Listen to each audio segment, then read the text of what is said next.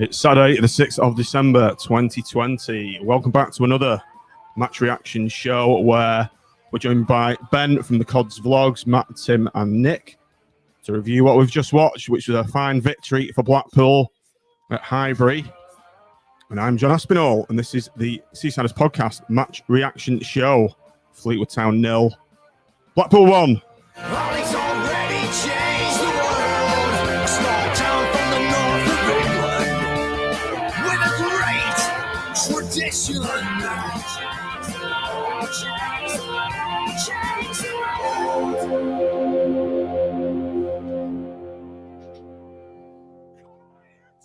Good evening, everybody. Welcome back to the Seasiders Podcast match reaction show. We're coming live on YouTube, live on Twitter, live on Facebook. Welcome to everyone if you're listening to this as an audio podcast. As we all sit here, I'm just going to do one thing just before we all kick off. Get this up to the mic.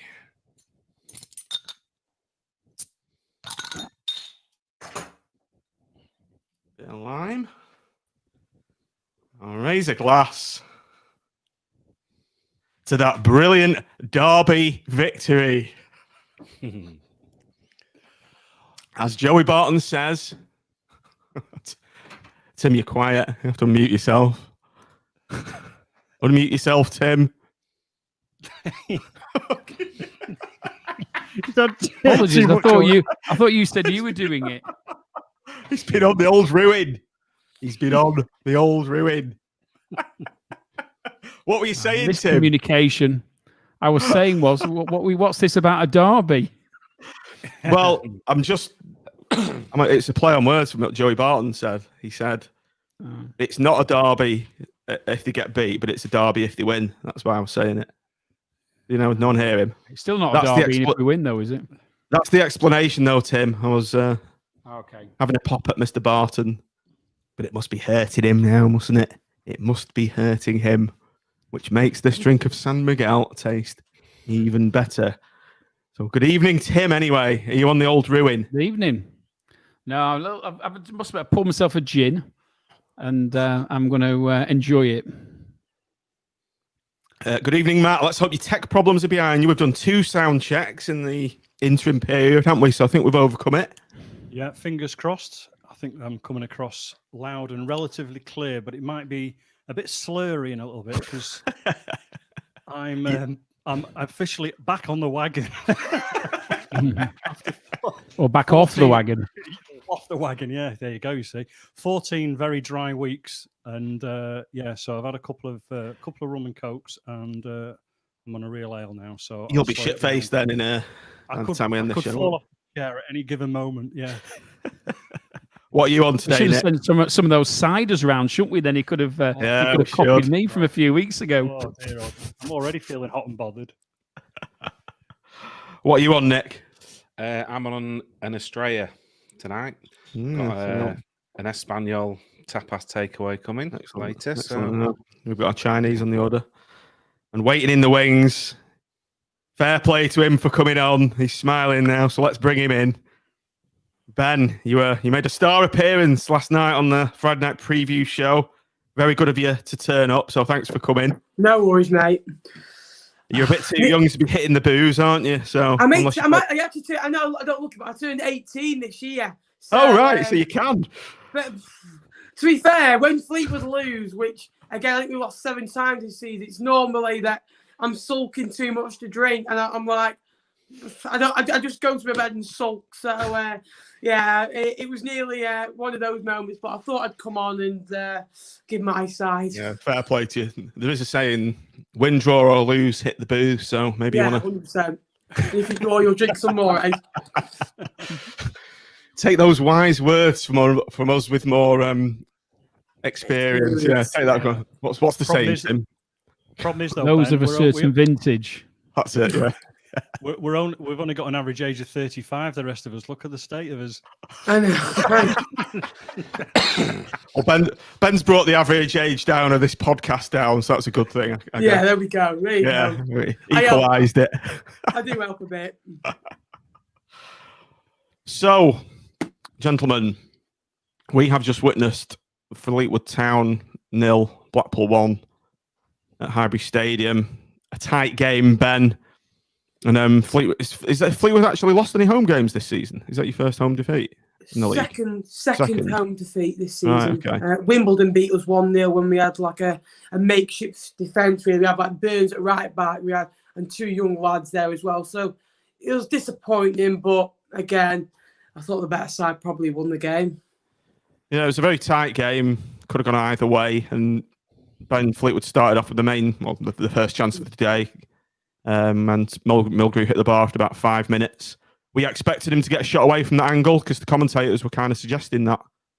Yeah, he's one of those that can hit them from those ranges, and he hit it, and I thought it was a sweet strike. Hit the bar, unlucky, but again, just because we've hit the bar doesn't mean we deserve a goal. And again, I thought after that, I thought it was one-way traffic, and I said even before that chance, I thought you kind of had a few over-the-top balls, like 3 or 4 in the first 5 or 6 minutes. I thought if they keep doing that, they're going to be in, and you did it, and it worked in the end. And obviously, you got your goal, and it was kind of a similar area, wasn't it? It was a similar like kind of area for your free kick to compare where ours was, but yours got a crossing and shot, and yeah.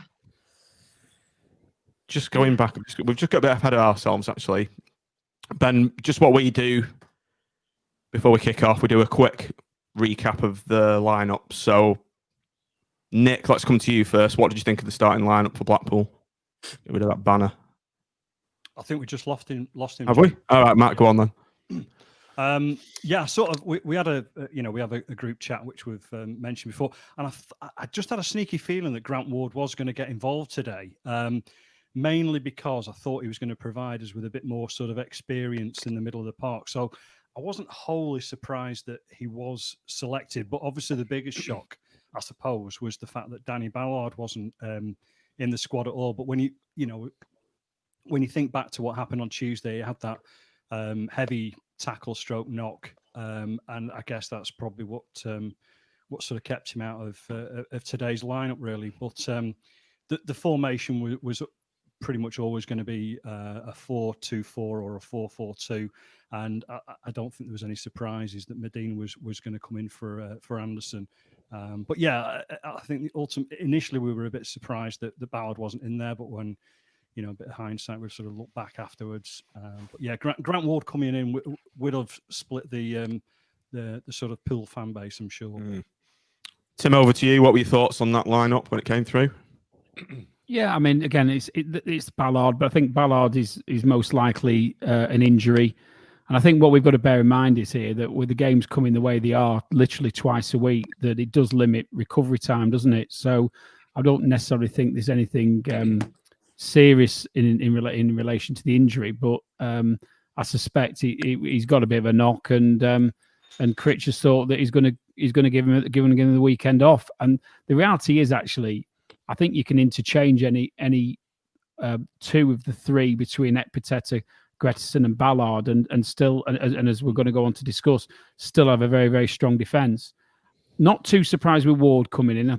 I think we thought that would probably happen. Again, I think there's a bit of rotation going on, and I think it's horses for courses as regards which games are played. And I think it was always likely that Medine would be restored, so that didn't surprise me. The one I would have liked to have seen probably is Garbutt's start at left back.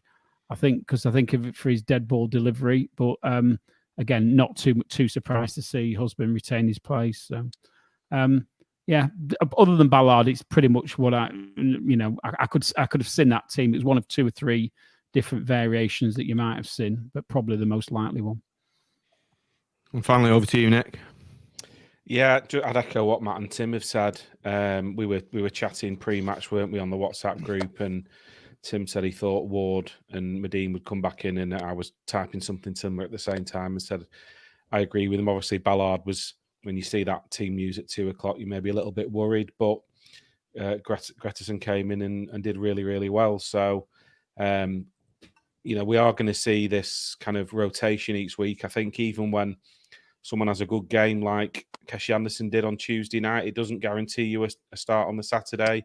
And as we've said, games coming thick and fast, so it's no surprise to see him changing things. And I think that's very much the way he goes about it, doesn't it? I don't think we're going to see a Blackpool side of the same 11 starting week in, week out this season and beyond. It doesn't, it's not the way he does it. But you can't complain at the moment, can we? Yeah, What's just that, as 8 wins out of 9. Yeah, just as Steve H says there, Nick, Robson did very well on Tuesday, though. I thought it was a bit harsh to leave him out. Personally, had a great game last game. Yeah, but there's other people who've had good games, haven't they? And then I don't think it's a case of. I'm sure he's talking to them about it and saying, "Look, we've got Saturday, Tuesday games, and Christmas is coming. Loads of games over that period. So whilst they'll be disappointed, you hope that they'll understand that they." Oh, we've lost him again. He's put another 50p in his meter. All right, let's go on with the game. Have you got a comment there, Ben, from Christian Wilson? Fair play to Ben. Cheers, Respect to the little lad for coming on. That's all I get. That's all I get. I'll take it. That's all I get. Little fleeting little lad. Maybe you should get like a false beard or mustache or something and stick it on. I know, mate. I know. Just to grow a little goatee. Nick, you were saying. I don't know what's going on. I keep dropping off. I don't know where I was up to when it went, but tell Faye to turn whatever she's watching off. I've done all that. I've disconnected all of the VPN and everything. It's every Saturday. Tuesday was fine, and Saturday's not. Are you sure that Faye's not doing a bit of sabotage on the QT to get you to off? Get me downstairs. Saturday night meal. Yeah, she could be turning off the Wi-Fi. I'll give it one more go. My Wi-Fi is off. I don't go on social media for about 5 hours after it. Well, Nick, you actually live just around the corner from Poolfoot, so maybe Andy Pilley's there with a pair of scissors, cutting through a few wires. I think he might be. I'm going to have to get an Ethernet cable, I think, because this it's not happening for some reason. If it drops again, I'll leave it, but we'll soldier on. Right, let's go back onto the game then. Tim, it was a very cagey start up until Medine's goal. Obviously, Ben and I have just chatted about the Mulgrew when he hit the bar. But who do you think was on the ascendancy before we scored?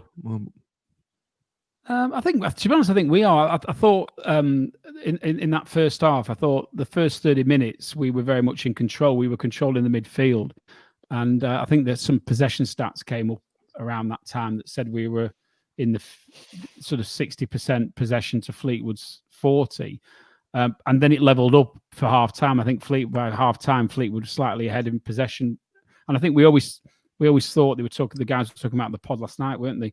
That it was who was going to win that midfield battle was probably going to dictate what happened. And most certainly in that first half hour, I was very comfortable with the way that we were playing in midfield, and I thought we were controlling it well. Obviously, Hamilton, probably more in the first half than the second, was getting some space on the right and showing what he could do. And obviously, as we're not going to go on to talk about, he's pulled down, isn't he, just before we score? And probably that was the only time he really got away from the fullback, and we took full full advantage of it. So no, I was happy. I think and again, we say it. No, I was going to say weekly, but it's bi-weekly at the moment, isn't it? How well Dougal's playing, and to me again, he was just a class above, and we did what we needed to do.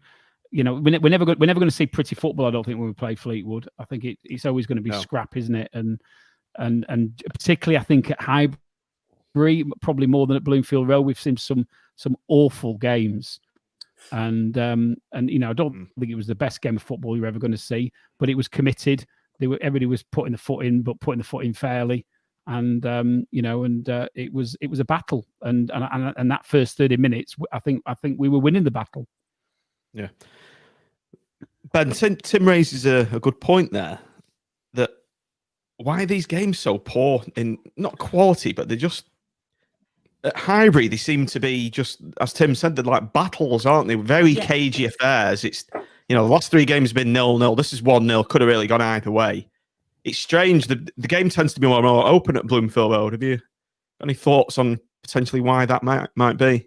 Yeah. Well, I said that we're awful against you and you're better. Let's be honest. It's a big game for us. It's not as a big game for you. So that's why we've got the prep. That's why I think our players might freeze from. I know it's an excuse, but in reality, you have bigger games than Fleetwood. Obviously, you've got bigger rivals, and you are our main rival pretty much at the moment. And so I think that's maybe why we're not as good. Because I think we freeze to the occasion. But Do you think they're playing under more pressure, kind of tenser? Yeah. Do you think the occasion's getting to your players slightly? Is that the real Fleetwood that we've seen today and in past games? Yeah, there was no fans in it. I thought it'd be different. I thought there'd be more. I didn't think it'd be 0-0. As much as I said it, I always thought there may be a goal, and I'm not sure which way. But I'm still surprised at the way we played, even though we dominated the ball, but we didn't have a shot on target. So I think at home you come at us a bit more and we can hit you on the counter. I think you come obviously away from home and try kind of sit in and try to hit us on the counter, and we try and do that the same to you. So I think that could be a good reason why. But again, I think the one goal deserved it, and you got it. We didn't have a shot on target, so we can't, deserve to draw a win when we don't have a shot on target. So fair play to you. Right, okay. Right, Matt, over to the goal. We've actually scored from a set piece. Unbelievable. But as I was shot down in the WhatsApp chat, wasn't I? But I added it with a caveat in a league game, which I just forgot to mention. Yeah, we obviously scored. It was surprising from us, but it might not be surprising from I believe a Fleetwood perspective, because I was told prior to the match that they've had problems all season in terms of defending set pieces. So although I was told that, I was obviously never thinking that we'd actually score from a set piece, because we just don't. Who told you that, Matt? Was it Mr. Kerwood? It was Steve, indeed. Yeah. So, how do you think he's feeling this evening? And have you texted him? Yeah, I've been in touch with him, of course. What was the content of the message? No, it was respectable, obviously. But it was quite funny, really, because obviously there've been 82 people in the crowd, including all the the officials and all the rest of it. I was actually able to sort of see him on telly, which was a bit weird. Oh, were you? Yeah, because he said he was stood behind the goal and all the rest of it, and gave us. How does he feel when these games are on? Because Steve was, when I was at school, there was 3 or 4 of us Blackpool fans, and Steve was the other one. He was a year above me at school, so he was an avid Blackpool fan. Oh, yeah, I remember seeing him. Yeah.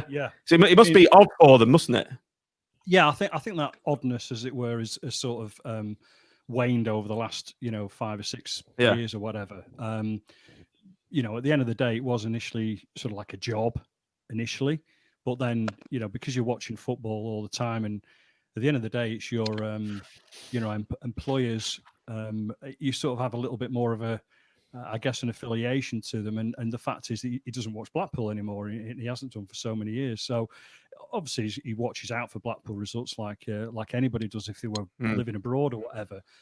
But like we've all discovered over the last sort of 12, well, prior to this season especially, with the Oyston regime, etc., a lot of people do lose their enthusiasm, don't they? Because they're not actually physically at a game anymore, for whatever reason. So I know I've had that sort of, disconnection.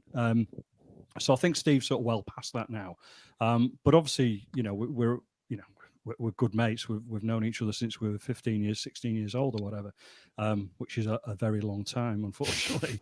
But yeah, so it's quite interesting because obviously we have various conversations about the sort of the inner workings of football and all the rest of it. That's from Walshy. I've seen that from Walshy. I mean, this is it. If anybody's followed England around Blackpool, Walshy, George Robinson, all the guys will know Steve. He's followed England as well as Blackpool for many, many years. And a top guy he certainly is.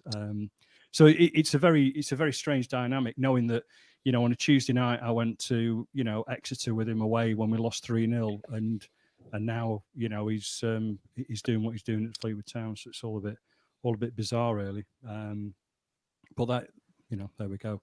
And I've back to the set. Anyway, we win a nice little deviation there. I like these little addendums. As Dennis said, nice BFC set piece masters, Nick. Yeah, I think he's taking that with a pinch of salt. Yeah, it's something we've talked about a lot, isn't it? And the goal. We've talked about these floaty set pieces, haven't we? And how ineffective they are. And it was a bit of a one. Finally paid off. No, it certainly wasn't whipped in. And Gary Medine did well. Kind of lost his marker. And there wasn't a lot of pace on the ball, was there? So he had to get a decent header on it. I think the Fleetwood keeper would probably be disappointed to have let that in, because, like I say, it wasn't the strongest of headers, but credit to him. That's what Gary Goals does, and it was well deserved. But Ben, can I ask you, is that keeper played all season, or has it been a mix of him and Alex Cairns? Well, there's been a funny story, actually. So what happened was we brought Joel Coleman in, and he was obviously ex-Huddersfield, ex-Oldham, ex-Shrewsbury, and he was our number one, and Cairns went back to 21. So Coleman started the season and pulled up in the Wigan game. So the EFL Cup, Carabao Cup, whatever it's called now, round 1, gets injured. Cairns comes in. We replace Coleman with Luttweiler as a replacement goalkeeper. Then Cairns makes a couple of mistakes. Luttweiler comes in. So we've had pretty much 3 goalkeepers this season, including the cup competitions. So it's been a weird one, but I personally prefer Cairns over him because he made a mistake against Sunderland. I think he made a mistake against Northampton, and he should have done better today. So, in my opinion, I think we've dropped points that Cairns might have saved us. Mm. So the goal itself, Ben, were you disappointed with your defence not picking up Medine at all? I mean, Nick mentioned Medine's lost his man, but I think he's just not been picked up, really. No, the way he just gets away, he can run easy and just nog it on. It's like, don't get me wrong, he's a good striker's instincts, and he is a good striker at this level. Obviously, with Bolton and it was at Cardiff, wasn't he? And but again, good striker. But the defending for it was so bad, and you cannot lose your man like that in League One for like 1 second, especially 15, 16 minutes into a game. Yeah, it's quite early. And it's like you've just got to be alert. And he made the run, good header. I think it goes through a defender, through Luttweiler, and just a poor goal to concede all round, really. Tim, over to you. What your views of the goal? I keep hearing the word Rottweiler. Go on. What I was going to say was, I think actually Medine showed a little bit of nous, because if you watch it back, my recollection is that he's moaning like mad at the referee about somebody grabbing him, and I think it distracts the Fleetwood defence. I don't know who it was marking him now. He gets distracted because Medine doesn't look like he's focused on the game, and then he just switches, and all of a sudden he's gone. And I think it just gives him that little, second he needed.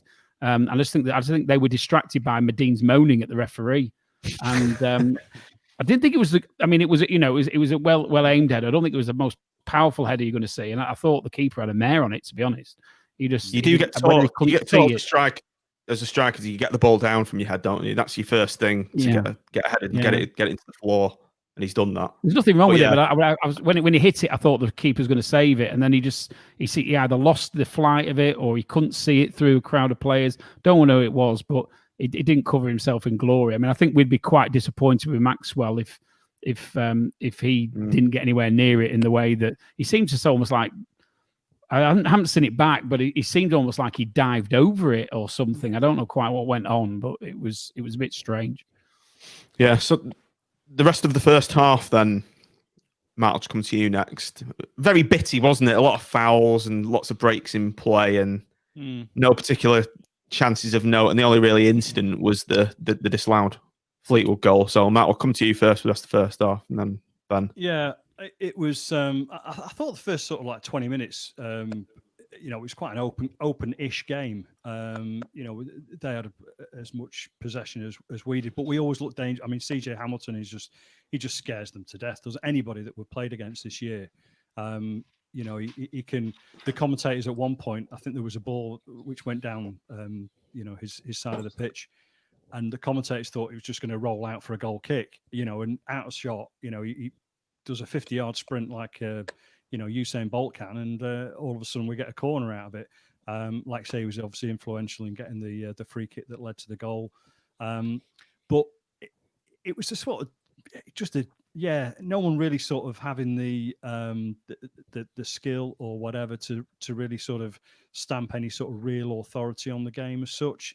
Typical sort of League One game in many respects. But I thought the last 10 minutes or so, Fleetwood certainly had more possession on it, and you could sort of see where that was going to go in the second half, which we'll come on to. But we were still very comfortable, and as the away team being 1-0 up, the onus wasn't on us to do much else, quite frankly, other than to scrap and battle and and do what you need to do when you 1-0 up away from home, really. Ben, so Barton, I wouldn't say Fleetwood being overrun, but Blackpool were on the ascendancy. We were looking comfortable for the first 15, 20 minutes. I think it's something Joey Barton's recognised, and he's made a tactical switch pretty early on to kind of stem the flow of Blackpool possession, as it were. Do you think that worked? What do you think his reasons were? I think obviously realise you've gone like really attack. I think he normally does change in game a lot. So sometimes it'd be a 4, sometimes it'll be a 3. You never really know, and that's a good thing I like about Joey. That it can be confusing, but I think it's hard for other teams to work out. But again, I thought first off, they had most of the play, but Fleetwood, after you scored, I thought they didn't react well. I felt like they were a bit disappointed, a bit like, we've got to pick ourselves up now. And I don't know what happened. I don't know what happened with our goal, because I was celebrating and I've looked back and I think, is he offside? Is he offside? And then I don't know. I've not seen it back, but that was the only thing I thought we really did after you scored. Let's come to that incident then. The Fleetwood goal. Put that in air quotes. Do you think it was offside? Difficult to say. I Isn't thought it was a You know, legitimate goal.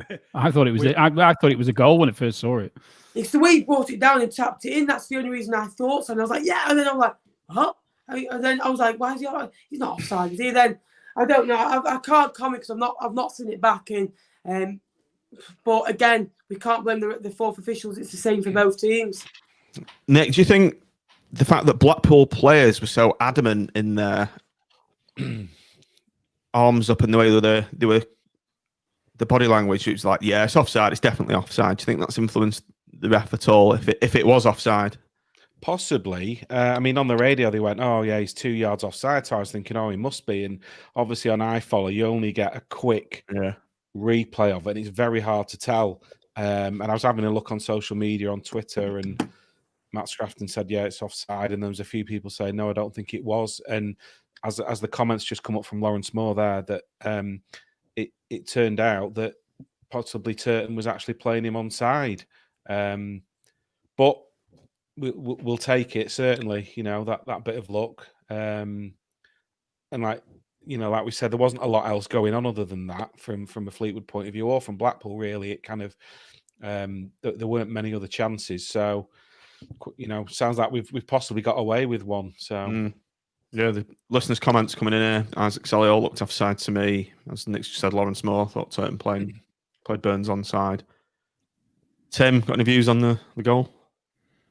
Well, as I said, goal. My immediate thoughts were it was a goal, and then obviously it was given offside. Like Ben, I haven't seen it back, but I've seen plenty of comments saying that Turton played him on by 2 yards.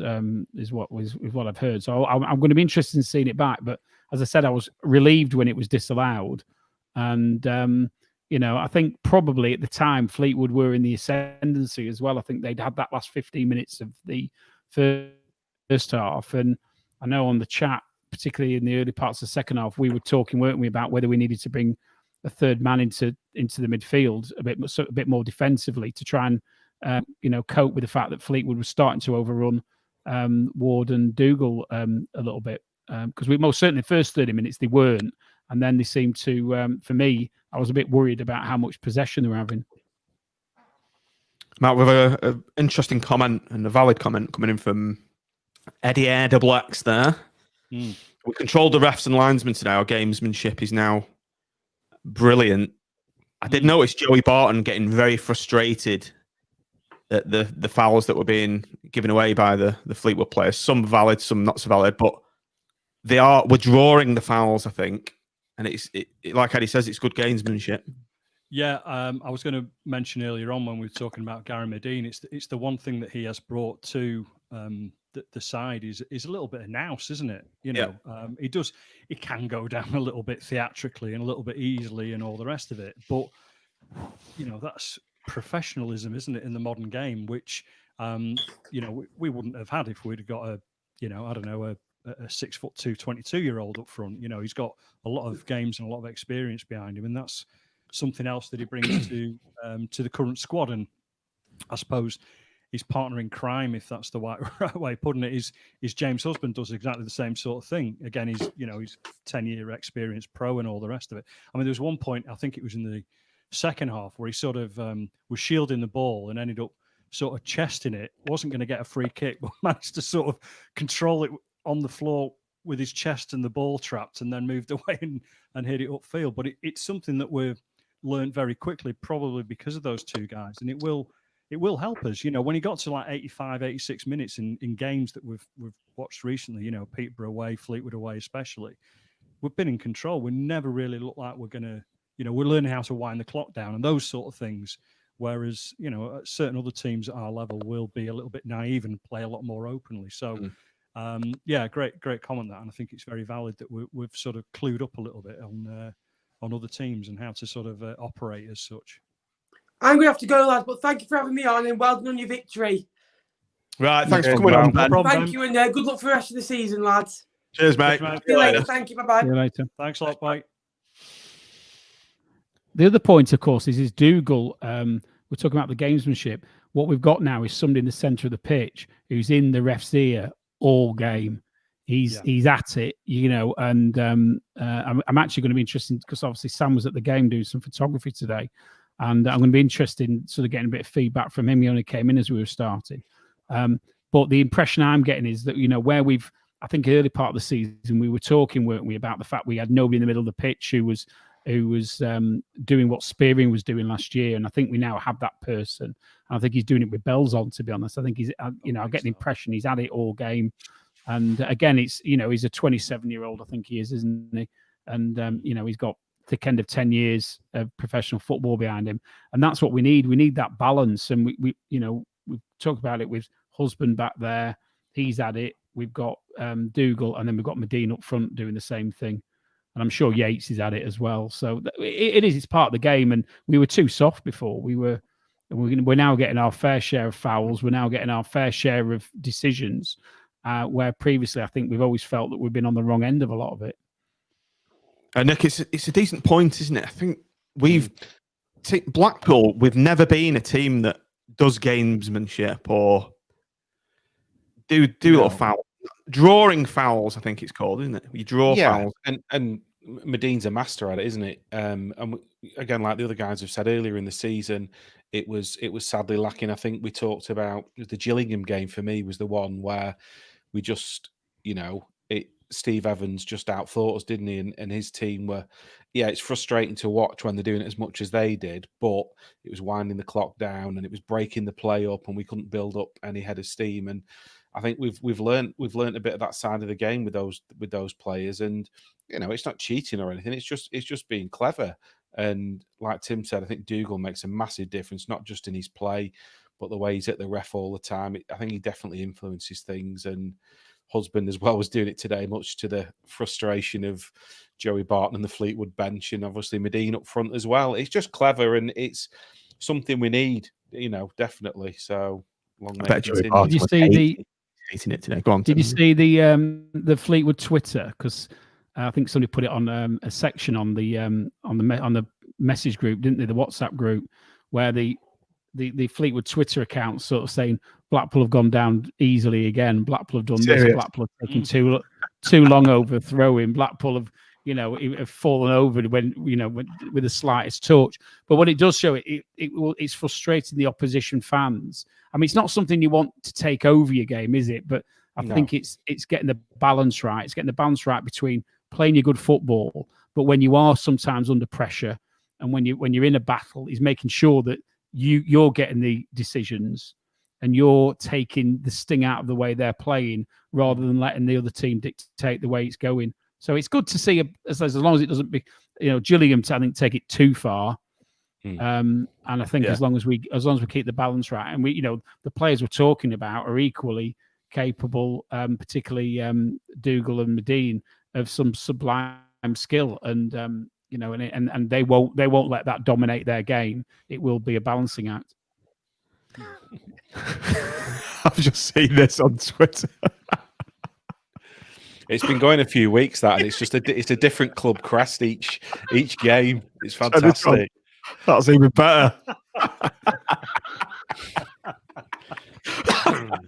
Fantastic. Just for the benefit of the audio pod, though, I've just put a picture on the screen of Dougal in I don't know why he's in a suit. He's in a suit with Dougal's head superimposed on a head, a puppeteer, and the puppet is Joey Barton's head.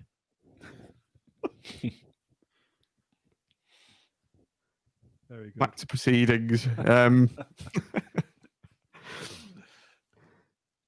The game itself, the second half, gentlemen. We had a substitute on 72 minutes. Anderson for Yates, Tim. You've been quite good at calling out some of the substitutions. So what did you think of this one? I quite like this one, actually. I thought it was the right one. I mean, I've been critical of a few of them.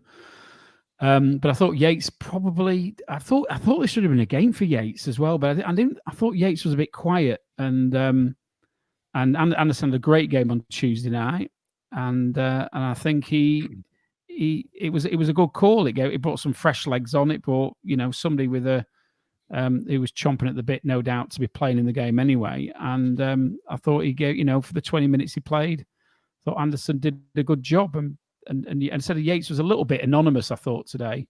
I didn't really, maybe being a bit harsh, but I didn't really feel we saw a lot of him. He did a lot of running and did a lot of closing down, but I didn't think he really took the game to Fleetwood in the way that I perhaps thought he might do. I thought it was, I expected it to be his type of game where, battling and hopefully getting some space. So yeah, I was quite happy with that one. I thought Critch called it right. Keshi, Matt, what do you think he did when he came on? Yeah, he made a positive influence. I thought it was a positive move. Really, I thought it was trying to sort of put. Their initial change was to bring Glenn Whelan on at halftime, wasn't it? Just to sort of pick up the ball, I guess, from their back four or back three, whichever they wanted to play, and by putting, Anderson in that particular role, just puts a little bit more pressure on him, particularly. But Anderson can be I don't think we just haven't seen the best of him yet, and I just wonder whether Anderson and Medine might be something that we haven't seen yet that we might see in the next game or two. I don't know what his best position is, do we, Keshi? Well, I see him as a sort of a number 10, I guess. I don't think he's an out-and-out striker. I don't think he's a centre midfielder. I think he's somewhere in between. And you can see that when he did get the ball today, he was very comfortable on it. He was able to either hold on to it and bring left or right wingers into the game or fullbacks. I think he's a very clever player. I just don't think we've seen the best of him yet, and I don't think we've found that sort of the Anderson piece of the jigsaw yet in terms of where he really sort of fits in. But it was a logical sort of move because I think Yates was, I don't know, I wouldn't say anonymous because he always works hard, so he's never quiet, is he? But it didn't look like he was ever going to break through their back line or do anything particularly. So it was a good move on Critchley's behalf to bring Anderson on, and it actually made us stronger as a result, which is, I think, probably a rare thing in this season's substitutions, really. Right, Nick, over to you. Cast your mind back to this chance on 74 minutes when Sully just dragged it wide. I think Cashy was involved in the build-up to this as well. I think the keeper actually saved this, didn't he? He tipped it just around the post. Decent effort. And, there hadn't been a lot going on. Just going back a little bit, I thought Fleetwood, from the start of the second half, they started to build up a bit of a head of steam without really creating too much. And, with Doncaster fresh in our minds, I was thinking, are we going to make a sub a bit sooner? But I think when they took a midfielder off, didn't they, when they brought Paddy Madden on, which probably helped us a bit in the middle of the park, actually. And then we timed it just about right for our subs. So, you give Critchley credit for that. And it was a decent shot from Kai again. I think he was in and out of the game a bit. It wasn't his best game, certainly. And a decent save from the keeper, to be fair. You've caught me a bit off guard there, Nick. The next substitution, Timothy. Luke Garbutt coming on for Kai. Yeah, I think probably that was actually probably slightly more of a defensive move. my gut reaction was that maybe thought if they were going to have a go, they were going to try and get a go down the right, and obviously Garbutt can double up with Husband when he needs to, and while Kai has just been said, Kai was a little bit in and out of the game, decent shot, involved in the build. I think he put the free kick in, didn't he, for the goal? But yeah, he was. I think at the 80 minutes that that again. I'm actually got for once. I've got no criticism whatsoever about our substitutions. I think we've called it right on both of them at the right times, and the right players making way for the right players coming on. So pleasing. I said personally I would have liked to see Garbutt start, but I can understand why he didn't, because he's more attacking than Husband, and that back four as a group, with the Ballard interchanging with the two, has been pretty solid in recent weeks. So why you don't look to change a winning formula in there, do you? Particularly when you're going up against your near neighbours and you're going to be in for a battle. Matt, as Tim's correctly alluded to there, it's a tough one with Garbutt and Husband, and I think he's made the correct decision. In Husband's more of a defensive-minded midfielder, and it proved to be the case that he kept them at bay really well. Smart, clever, gamesmanship, getting attacks. And with Garbutt, I guess you're looking to play him when you're playing a more expansive, attacking brand of football, maybe against the lesser teams in this division. Yeah, I think Garbutt looks more of a solid left midfielder, or left maybe of a five in midfield. If you're playing like a 3-5-2 as opposed to a 4-4-2 left back. I think also, he only had a hamstring injury only a few weeks back, which is difficult to come back from. I know all about them, Tim, don't I? What's that? Sorry. I know all about those hamstring injuries. Granddad's football's back on. You back on Monday. I haven't booked on yet. Actually, I must get myself sorted. Self on there. Sorry, Matt. Yeah, no, it's all right. I've had the hamstring problem myself. It's like somebody's stabbing the back of your leg. It's horrible. So I think Garbutt is he's a very, obviously he's a very experienced professional. So for him to come on for Kai with 10 or 15 minutes to go was again a very good. Sorry, mate. Good strength in depth we've got now. Yeah, exactly. And that's what we're starting to sort of find, isn't it? That these players are, because we're playing pretty much every Tuesday and Saturday at the moment, he's having to make changes. But fortunately for us, they're all pretty much stepping up to the plate, aren't they, and doing what they need to do. So Garbutt obviously wants to play first team, as in starting a first team match. So he's going to put pressure on Husband. He's going to put pressure on Kai down that left-hand side. So they both know that they've got to be, bringing the top game to keep their own places. And, hopefully this is what competition for places is all about, isn't it? Yeah. I think it's similar in the right back position as well, isn't it? With Turton and Gabriel, he'll probably start Turton more often than not. But again, horses for courses. There's options, isn't there? So, and it's a great place to be in, isn't it? When you can bring other players in and they'll perform well. So it's Nick, we've got John. Robson, we've got Kemp, we've got Woodburn, we've got Matty Virtue to come back. Like you say, we've got Gabriel. It's a great squad we've got now, isn't it, Matt? I think that the only thing that we could probably look at in January is somehow strengthening the front two positions.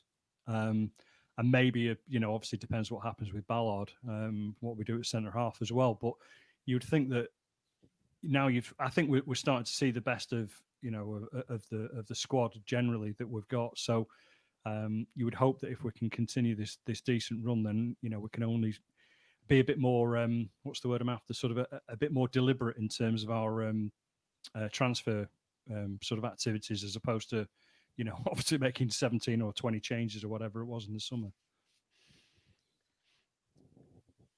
Thought-provoking message from Cliff Smith there.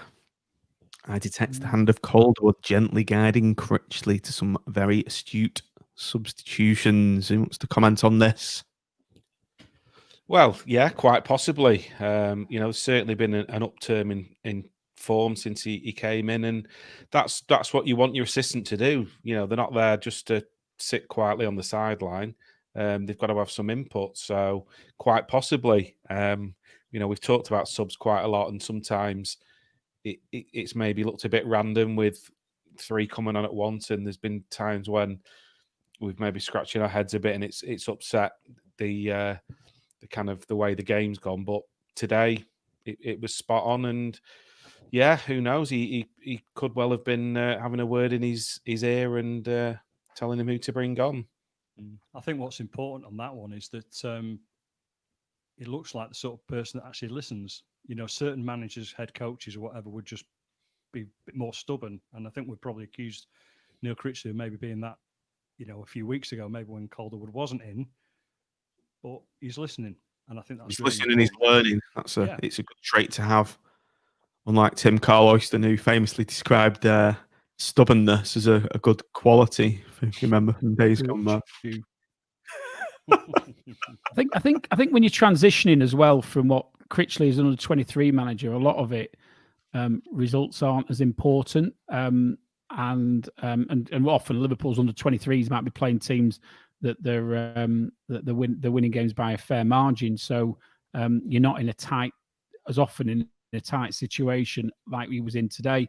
But when you're transitioning from developing players to having to win games and win championships, I think there is an art to it. And I think Critchley is probably showing that he's prepared to listen, and because most certainly for a large part of this season, our substitutions have defied any form of cogency and common sense.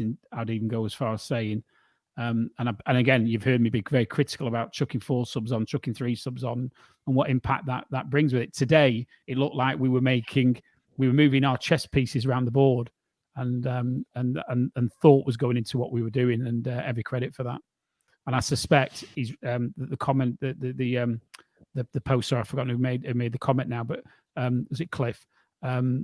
He's right. I think Calderwood is having a word in his ear and saying, we need to do this. We need to think about, ultimately the decision making is his, but a good manager listens to the team around him and then makes his calls based on an assessment of what everybody's saying. And in Calderwood, he's got somebody with an incredible amount of experience, and I'm sure he'll take everything he says on board. And we saw it today. So the rest of the game ended without incident. I think I had one chance where it was flashed across the goal, but in offside anyway. It was Paddy Madden. And we've won the game now, Nick. And as Bison's rightly points out, Peterborough, Doncaster, Pompey and Tin Pot FC, we've taken 9 points from their games. It should have been 12. Yep. And we were not looking forward to this series of fixtures, were we? If you cast your mind back to about a month ago, we were quite fearful of playing these teams. Well, and if you I think points would have ripped your hand off. Yeah. So, what a return. Absolutely. I think we said these next few games will just show us, we'll know where we're at as a team after those games, whether, because we'd won a few against, shall we say, lesser opposition. And we said, well, we'll see where we're really at. It'll be a good test, won't it? And we've come through it with flying colours. Obviously, the Doncaster one is disappointing, but I don't think we'll see a repeat of that second half again.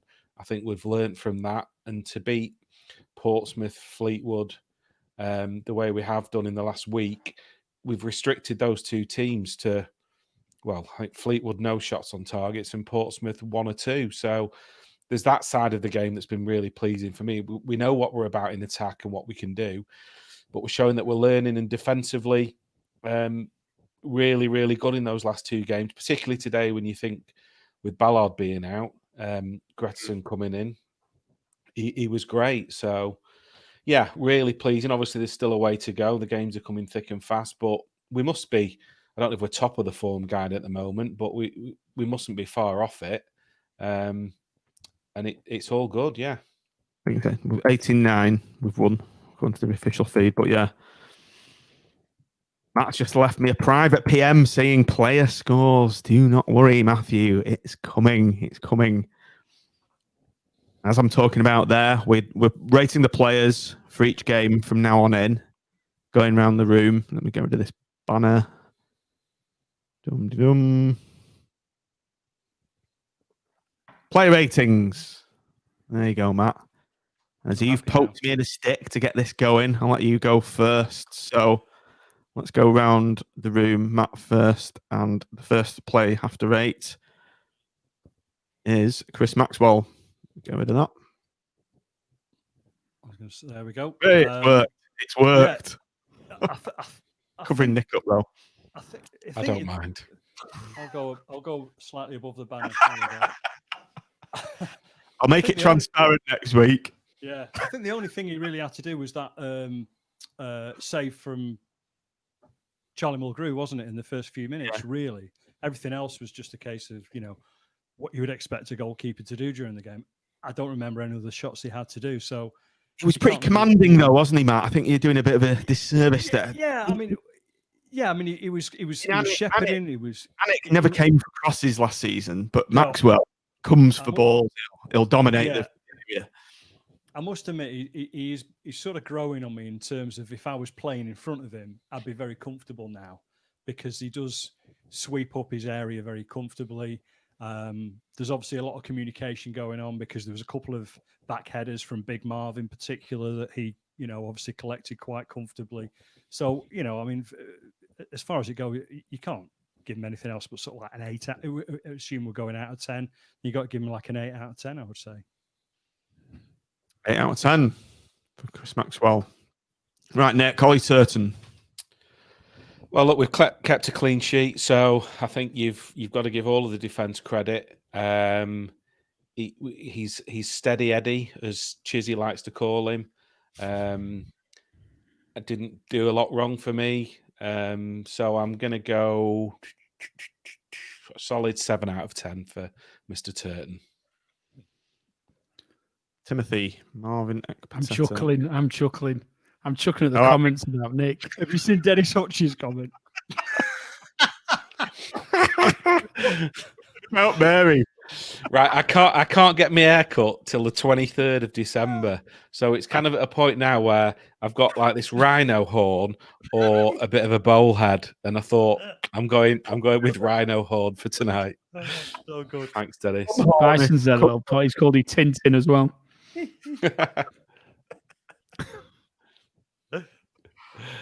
Anyway, I digress. Sorry, that's why I was chuckling. If anybody was wondering, I thought you were laughing at me 7 out of 10 for Ollie Turton. No, I was reading the comments. So got distracted. So who am I on, John? Marvin. Do you know? I think that that's arguably today his best game in a Blackpool shirt.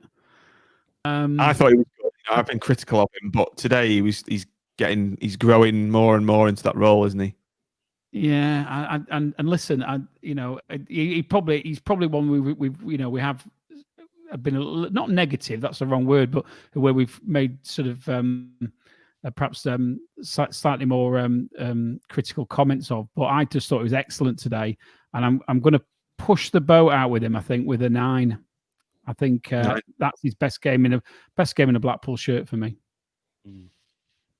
Something's just popped into my head now. Rather than doing a man of the match afterwards, gents, I want you to tell your man of the match during this section. So if anyone's thinking of Marv now, well, I'm gonna have to say I think our champion Dougal anyway, and he was superb again today. But because it's his best game in a Blackpool shirt for me, I was going to give it to Marv. So he's my man of the match. Ding ding ding. I would second that. Of the match for Tim.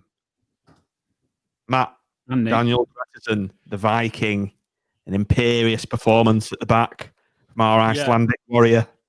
Yeah, I thought so as well. I mean, considering at 2:00 when the team sheets came out, and obviously Daniel Ballard's name wasn't on there, I think probably most of us not feared that the fact that Gretterson was playing, or more likely that Ballard wasn't.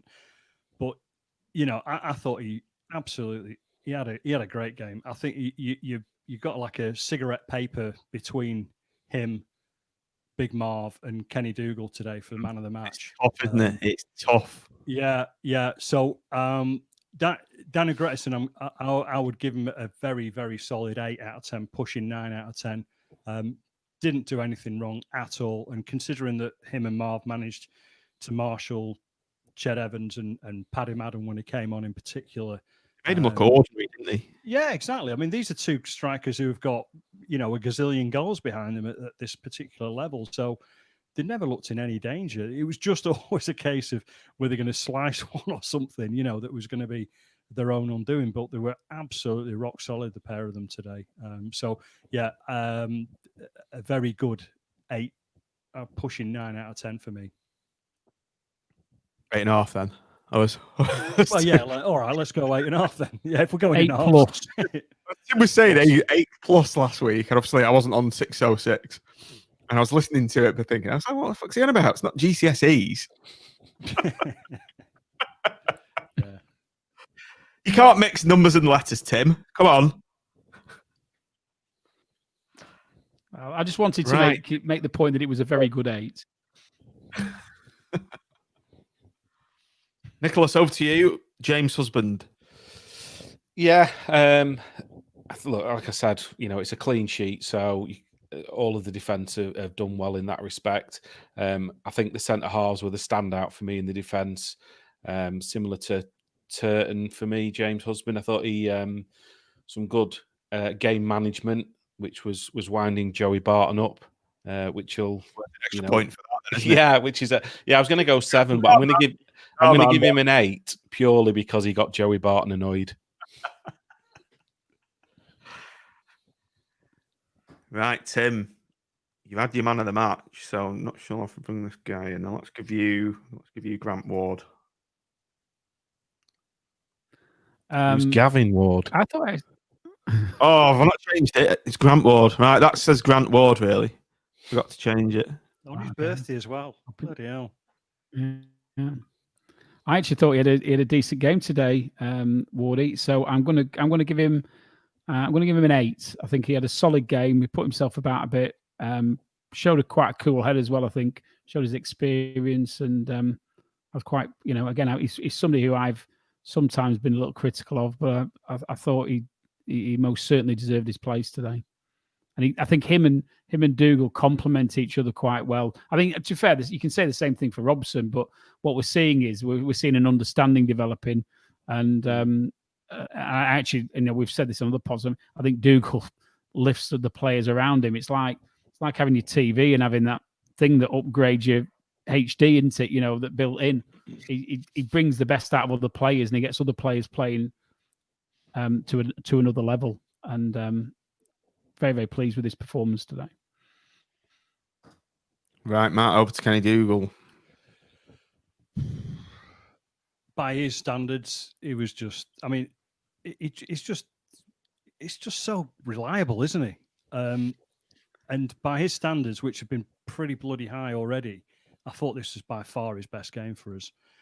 Mainly because I thought before the match, the main sort of confrontation was going to be Camps versus Dougal.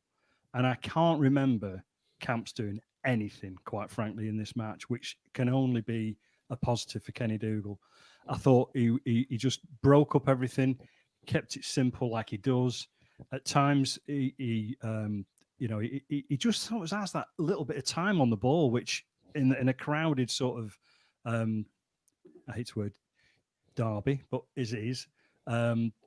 He just has that extra quality, doesn't he?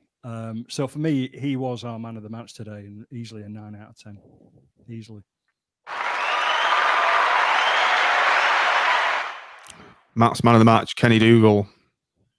Can I just add as well what I liked about him today was the number of times you saw him nick a ball off their opposition. So as well as being great on the ball, and he did that fantastic turn, didn't he, on the under the main stand, which was just something you'd see in the World Cup. For me, it was the number of times. He must have been 10 times he nicked the ball off somebody's feet just as they were about to do something. So wanted to endorse everything you said there, Matt. even literally the last couple of kicks of the game, he was the one putting his toe in, wasn't he? You always knew that he was going to get first to the ball. He's just brilliant at what he does. Absolutely fantastic. I'm not involved in these ratings, but he was my man of the match as well. So he gets a second round of applause. Kenny Dougal, what a hero. Right, Nick, over to you next. Play rating is for CJ. Great in the first half, anonymous in the second.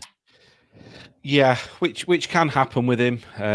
We say quite often at the teams as the game goes on, they sometimes double upon him a bit, which can make him a bit less effective.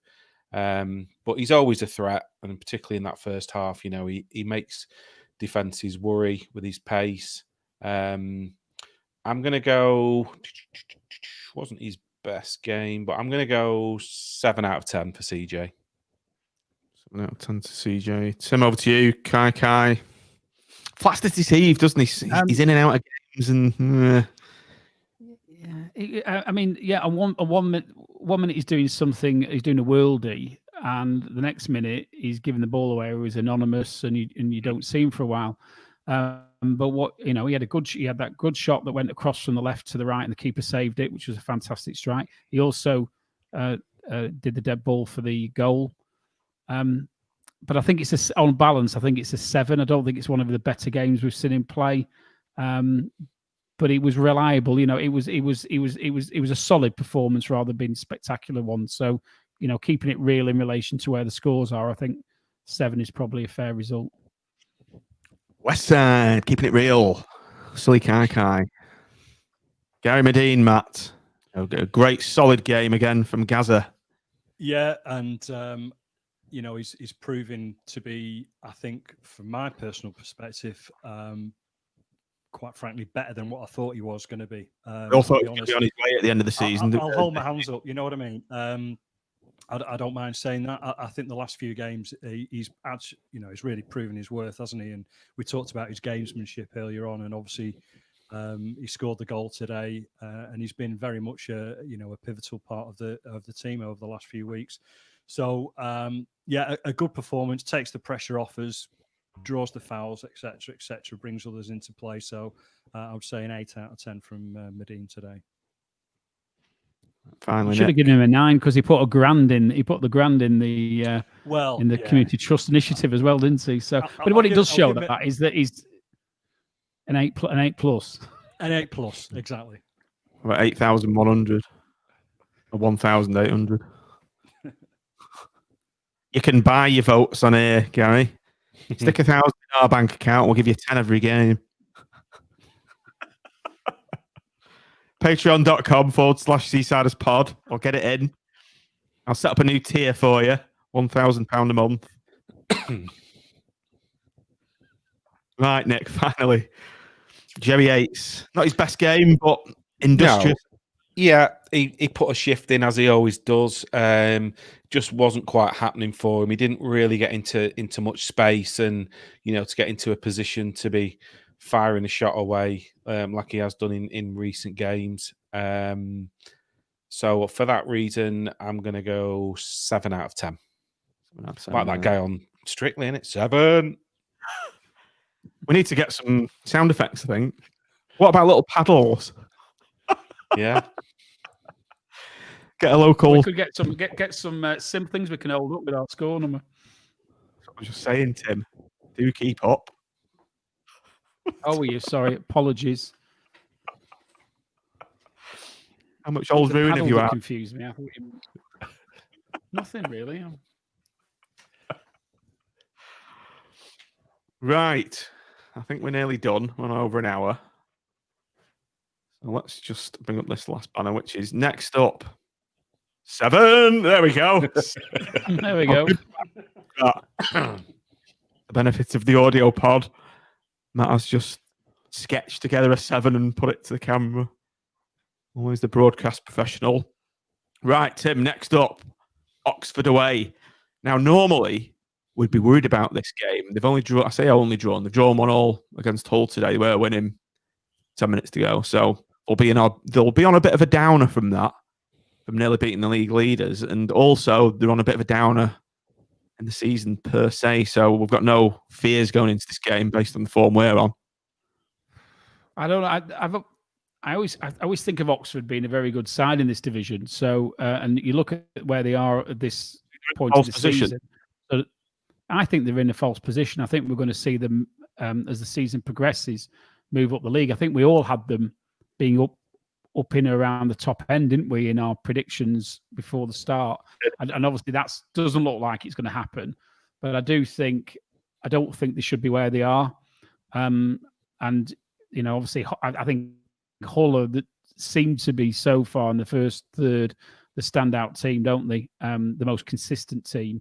So if they were winning and ended up drawing today against Hull, then that is a good. I think that's a good result, and I think they will possibly think that was a good result. So I'm very, very confident about the way we're playing, but I don't think it's an easy game by any stretch of the imagination, and I don't think it's a game against where are they, fifth from bottom or something at the moment.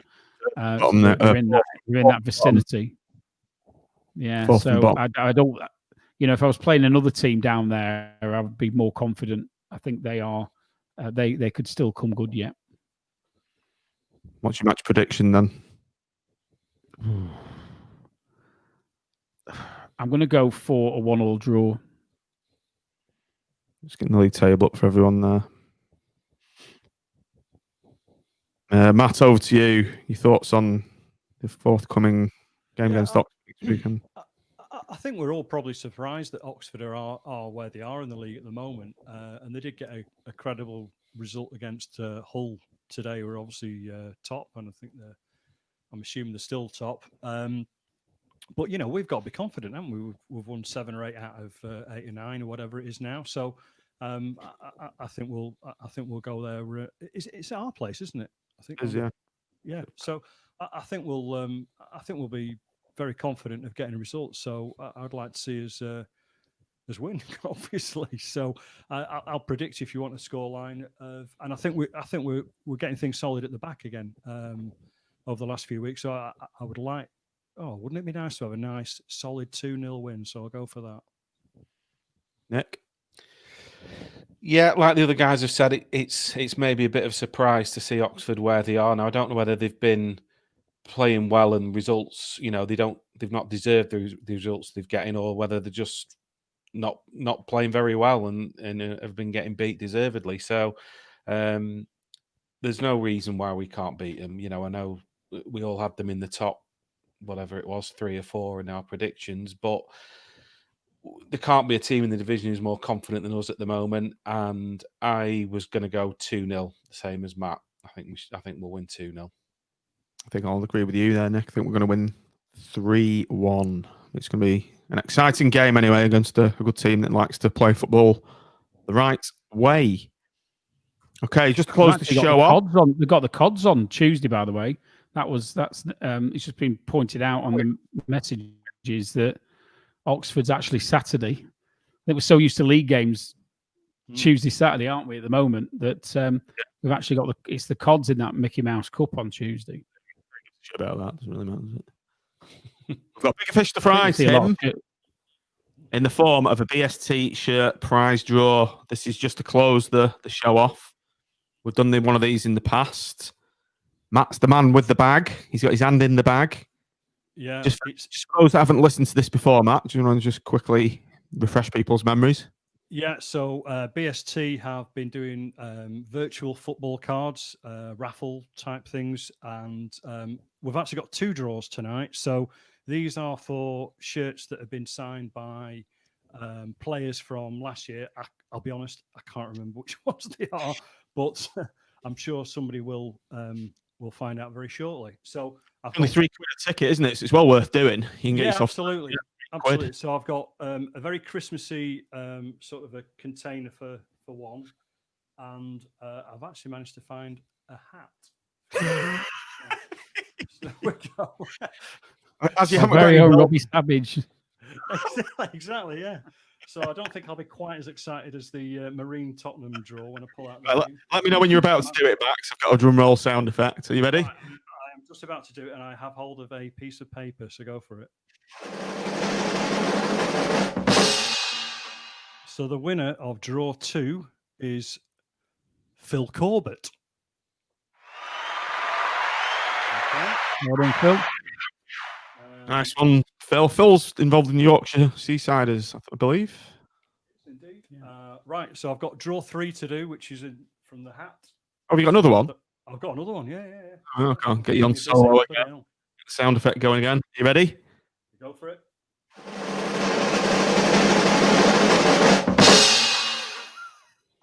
And I've got, who have I got here? Janet Burbage. Well done, Janet. So, so Janet is from draw 3 and Phil from draw 2. So there we go. Have we got any more to go? There's a few more left. Stay tuned, listeners. Get yourself involved in these, viewers, listeners. Well worth doing. £3 and get yourself a signed shirt from last season. Right, gents, I think we're done. 1 hour and 10, I believe. So, thanks everybody for watching. Thanks a lot for your comments. It's been a pleasure coming back after the Tram Stop Derby victory. I like calling it the Tram Stop Derby. What does everyone else think of that just before we go? I think it's a fair description, isn't it? Makes it kind of comical almost. Yeah. Cliff, how do you buy these tickets? Matt, do you want to just tell Cliff how you buy the tickets? I believe probably the easiest thing to do is follow BST on either Twitter or Facebook, and everything's on there because it's virtual. That's the way they're sort of doing it. Okay.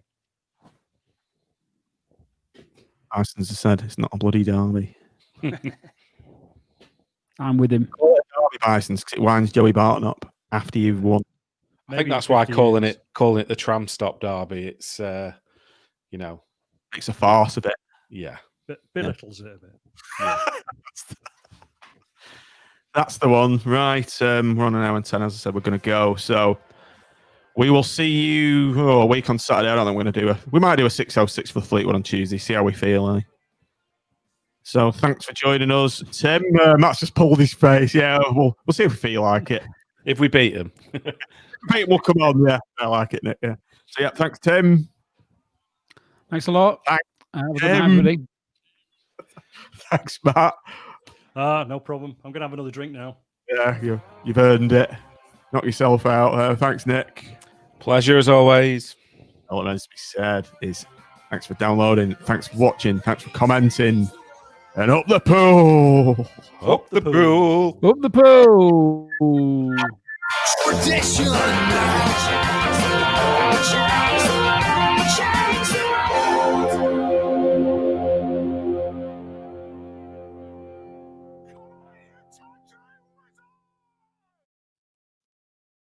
Let's get these on the. Thanks for everyone. Thanks for joining the stream. Really good show. Very enjoyable. Just before you go, up on the screen there, do subscribe to this channel if you haven't done so already. If you're watching on YouTube, subscribe and like, helps us grow, get exposure. Do subscribe to the audio podcast if you haven't done already.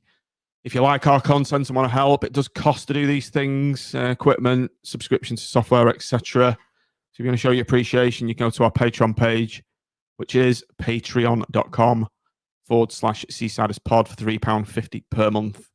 You can help and support this content. Like and follow us on Facebook and Twitter. And there's a big list of people who have joined our Patreon program. So thanks very much to everyone. I won't read it out because my voice is hurting now and my Chinese is ready. So thanks everybody for watching. Thanks for comments. Really does make the show better. And here's for a win in the Pizza Box Trophy on Tuesday and another 3 points against Oxford. So up, pull, and over and out. Cheers.